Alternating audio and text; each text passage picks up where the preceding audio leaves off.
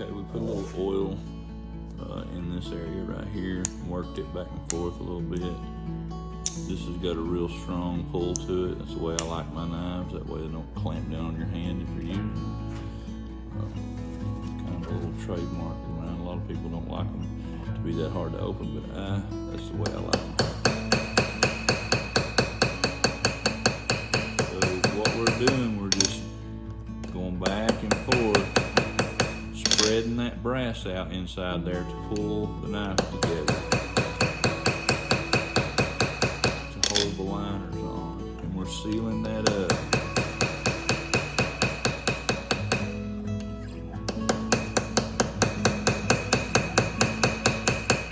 That's pulling that seam together. We've still got good action. This time I will tap a little bit on the pivot itself. Test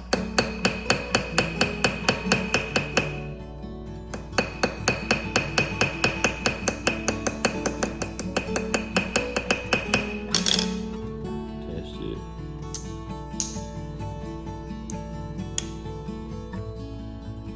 Good action. Go back to the back.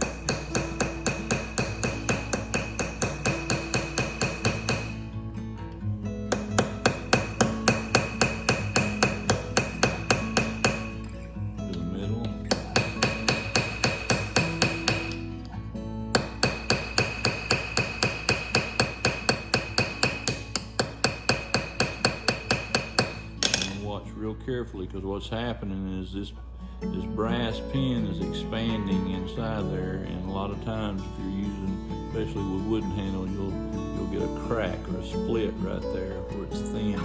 So you got to be careful and watch it closely as you gently peen it. Now on synthetic materials you can peen a little more aggressively, but on natural substances such as bone and wood, you want to be careful.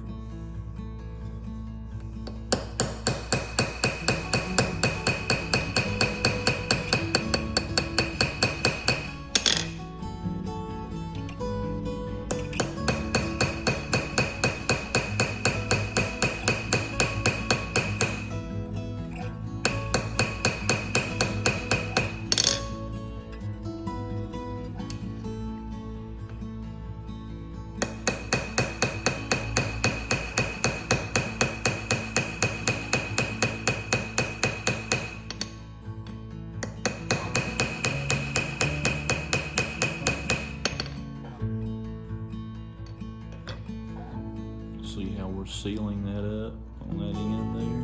That crack's going away as we peen it. We'll test it. Still got great action. Looking good across the back.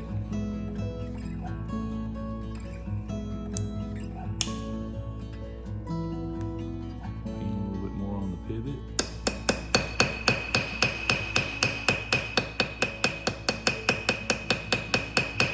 This pivot I made out of tool steel, so it's a little tougher than the brass, but it is annealed, which means it's in the softened state, so it's going to expand as well. So you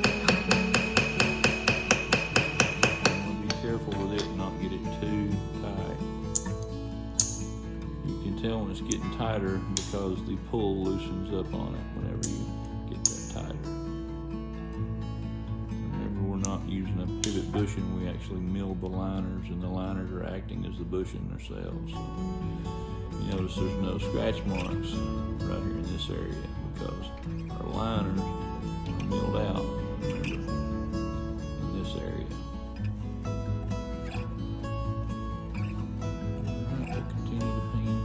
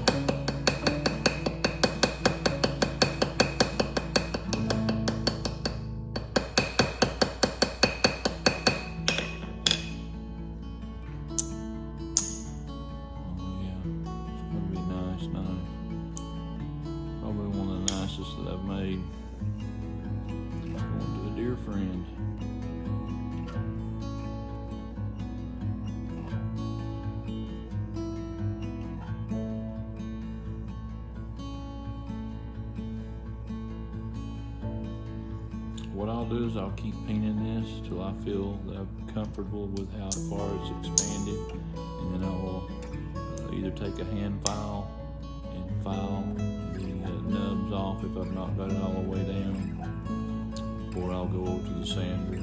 The majority of the time I'll go to the 2x72 with a 400 belt and just barely touch the areas where the pins are to flatten them out with the knife.